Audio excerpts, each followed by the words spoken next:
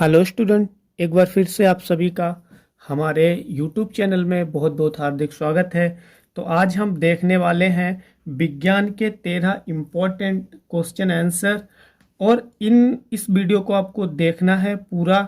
और वीडियो को देखने के साथ साथ में ही अगर आपको आंसर आता है तो आप कॉपी पे लिखें ऑप्शन वाइज। जैसे मैंने कहा कि भाई पहला क्वेश्चन मैं बोलूंगा, 4 ऑप्शन बोलूंगा, और इसके बाद में आपको जो भी करेक्ट आंसर लगता है वो अपनी कॉपी पे लिखें, और बाद में जब मैं आंसर बताऊंगा तो उससे मैच करें।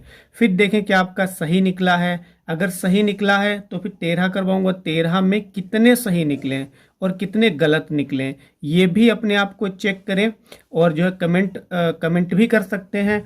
और अगर आपका आंसर गलत निकलता है तो मैं रीजन बताऊंगा कि ये ऑप्शन गलत है, क्यों गलत है, ये सही है तो सही क्यों है, तो उसके बारे में भी जानें।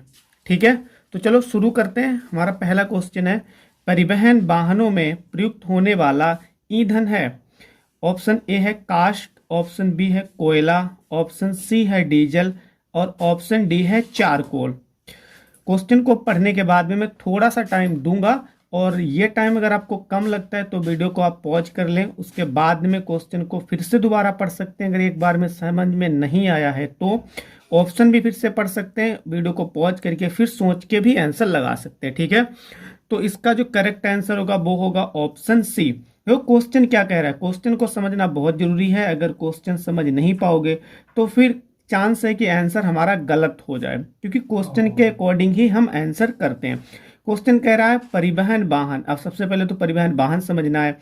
परिवहन वाहन का मतलब है ट्रांसपोर्ट जो साधन है, जिन पे बैठ के या जिनके द्वारा हम भार को एक जगह से दूसरी जगह ले जाते हैं। जैसे इसमें सड़क परिवहन आ जाएगा, सड़क परिवहन बस है, आपका ट्रक है, ये आ जाएगा। उसके बाद में रेल परिवहन, रेल आ जाएगा। वायु परिवहन में आपके वायुयान वगैरह ये चीज़ें आ जाएंगी, और जल परिवहन में आपका शिप वगैरह है, बोट वगैरह है, ये चीज़ें आ जाएंगी। तो कह रहा है इनमें जो है किस ईंधन का प्रयोग किया जाता है, काष्ठ। काष्ठ का मतलब होता है लकड़ी, गलत है भाई। किसी भी परिवहन में लकड़ी का प्रयोग किया जाता है ईंधन के रूप में। आपने कहीं देखा हो कि किसी भी गाड़ी में, जैसे मोटरसाइकिल है, ट्रक है, बस है, या फिर रेल है, इसमें कहीं पे लकड़ी का यूज किया जाता है ईंधन के रूप में? नहीं, गलत है ये तो ऑप्शन। कोयला, हाँ कोयला थोड़ा सा सही है, थोड़ा सा इसलिए क्योंकि कोयले की ट्रेन चलती हैं, मतलब उसमें जो है कोयले से भी आपको गाड़ियां जो है ट्रेन वो चलती हुई मिल जाएंगी। लेकिन यहाँ पे कोयला करेक्ट आंसर नहीं होगा, करेक्ट होगा डीजल, क्योंकि डीजल जो है बस में भी पड़ जाता है, उसके बाद में ट्रक्स जो होते हैं उनमें भी पड़ जाता है ना, जो बड़े बड़े जहाज होते हैं शिप्स, उनमें भी पड़ जाता है। तो करेक्ट आपका आंसर होगा डीजल। चारकोल ये भी आपका करेक्ट आंसर नहीं होगा, हमारा करेक्ट आंसर क्या होगा, डीजल। ठीक है, फिर मैग्नीशियम रिबन की ऑक्सीजन की उपस्थिति में उचित ताप पर अभिक्रिया होती है। तो इसका पहला ऑप्शन है दहन अभिक्रिया, ऑप्शन बी है गलन अभिक्रिया, ऑप्शन सी है श्वसन अभिक्रिया, ऑप्शन डी है ये सभी। तो इसका करेक्ट आंसर क्या होगा, आप जल्दी से सोच लें और फिर लिख लें अपनी कॉपी में। तो इसका करेक्ट आंसर होगा दहन अभिक्रिया। अब आपको ये दहन वर्ड जो है ना ये समझना है। दहन का मतलब होता है जलना, वर्निंग। इंग्लिश में क्या बोलते हैं, वर्निंग। हिंदी में दहन अभिक्रिया।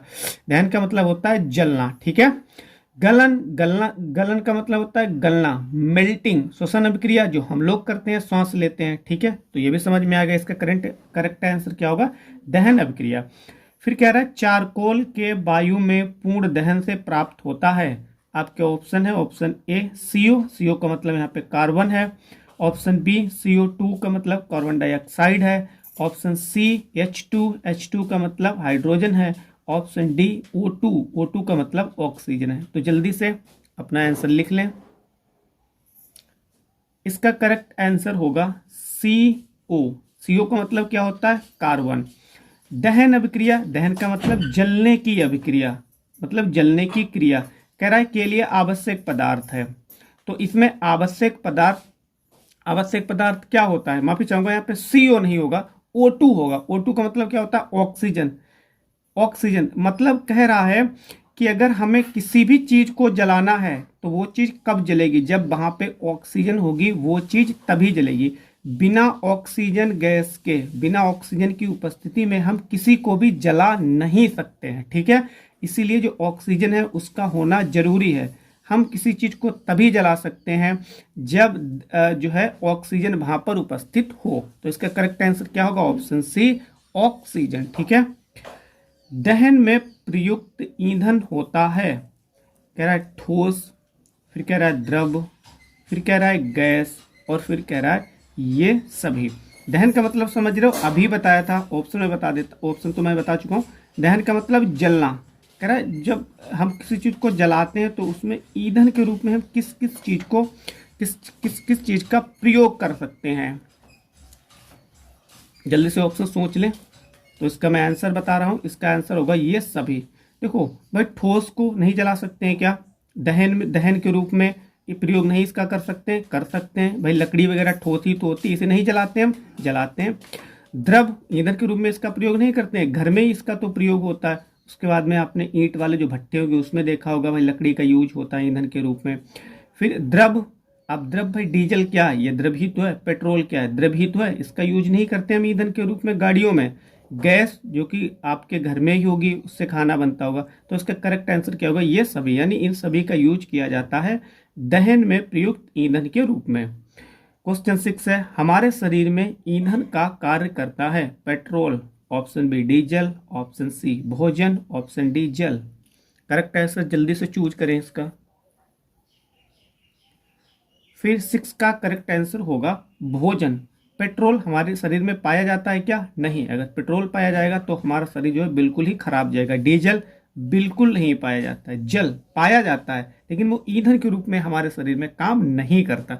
ईंधन का मतलब है यहाँ पे हमें ऊर्जा। ऊर्जा कौन प्रोवाइड करता है? हमें भोजन। कौन प्रोवाइड करता है? भोजन ही प्रोवाइड करता है। तो उसका करेक्ट आंसर होगा भोजन।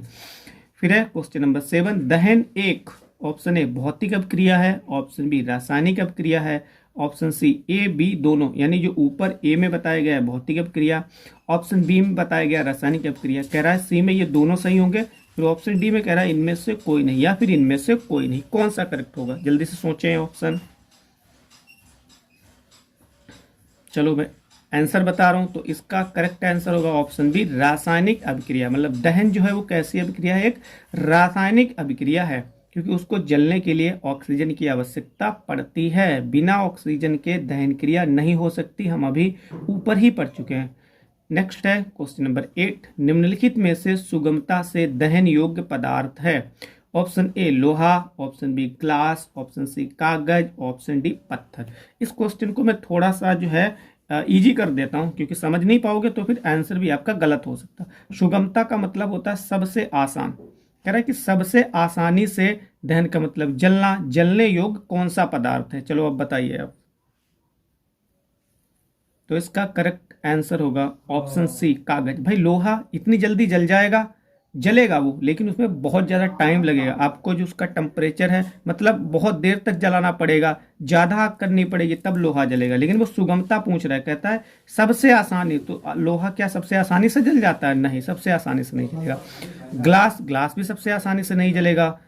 फिर कागज, तो कागज सबसे आसानी से जल जाएगा। थोड़ी सी आग जलाना, कागज बहुत ज़्यादा मोटा ही नहीं होता है, और यह सबसे जल्दी जल जाता है। पत्थर भाई बहुत लास्ट में गर्म होगा ये तो पत्थर।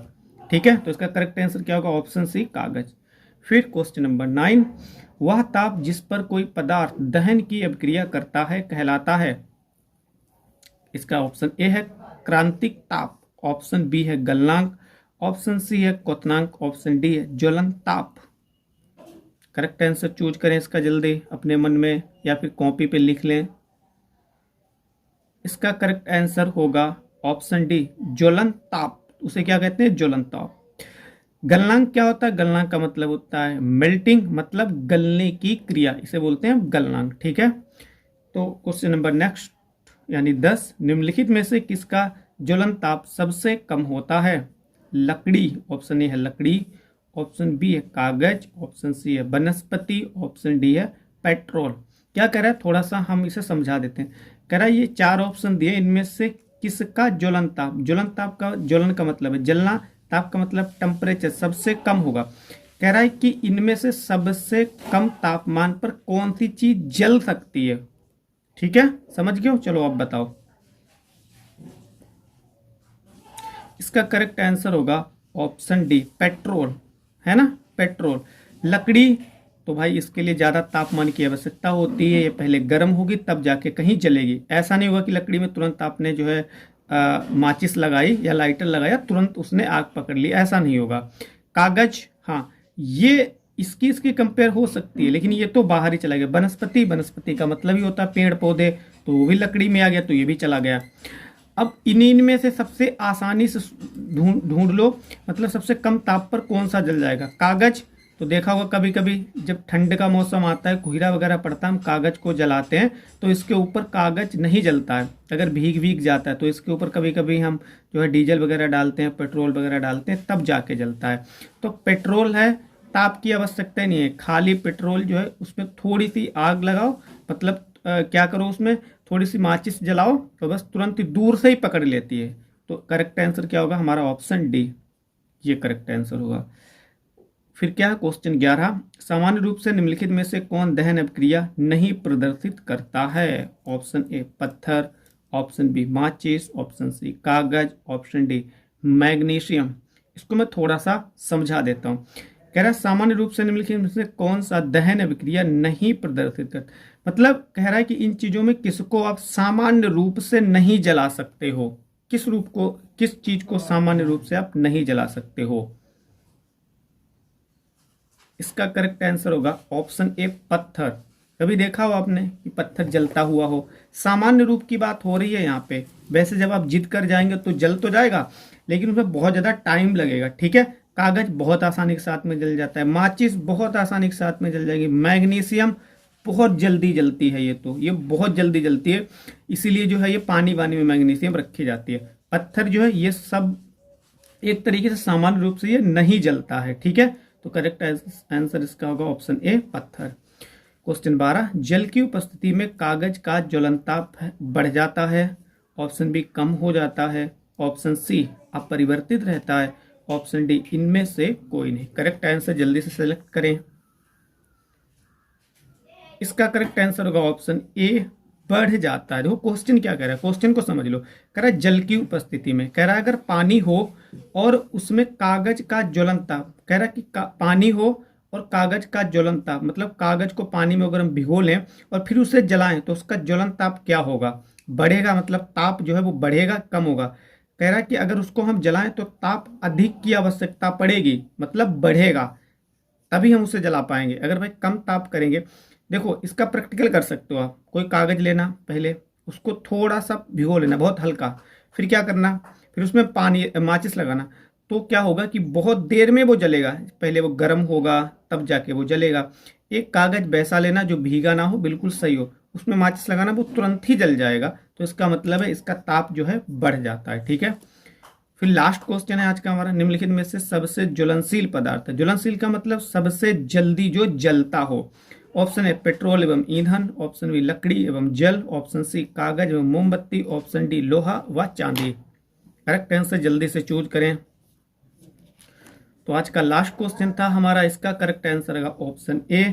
आपने प्रैक्टिकली भी देखा होगा भाई, लकड़ी जल इतनी जल्दी नहीं जलेगा, लोहा चांदी इतनी जल्दी नहीं जलेगा, कागज में मोमबत्ती इतनी जल्दी नहीं जलेगा, पेट्रोल डीजल बहुत जल्दी जल जाएगा। अगर कहीं से भी थोड़ी सी उसे आग मिल जाती है तो पेट्रोल तो बहुत ही जल्दी जलती है, और ईंधन भी बहुत ही जल्दी जलता है। तो 13 क्वेश्चन आज मैंने करवा दिए विज्ञान के, बहुत इंपॉर्टेंट है, ना कि सिर्फ ये यूपी ये नियम एमएस के लिए है, बल्कि और भी एग्जाम जिनमें विज्ञान आती है तो उनके लिए भी काफ़ी ज़्यादा इंपॉर्टेंट है। क्वेश्चन को जो है सारे अटेम्प्ट करें और कमेंट बॉक्स में कमेंट करें कि आपके 13 मैंने करवाए कितने सही हुए और कितने गलत हुए, ठीक है। वीडियो देखने के लिए बहुत बहुत धन्यवाद। मिलते हैं नेक्स्ट वीडियो में, तब तक के लिए पढ़ते रहिए, बढ़ते रहिए और मस्त रहिए।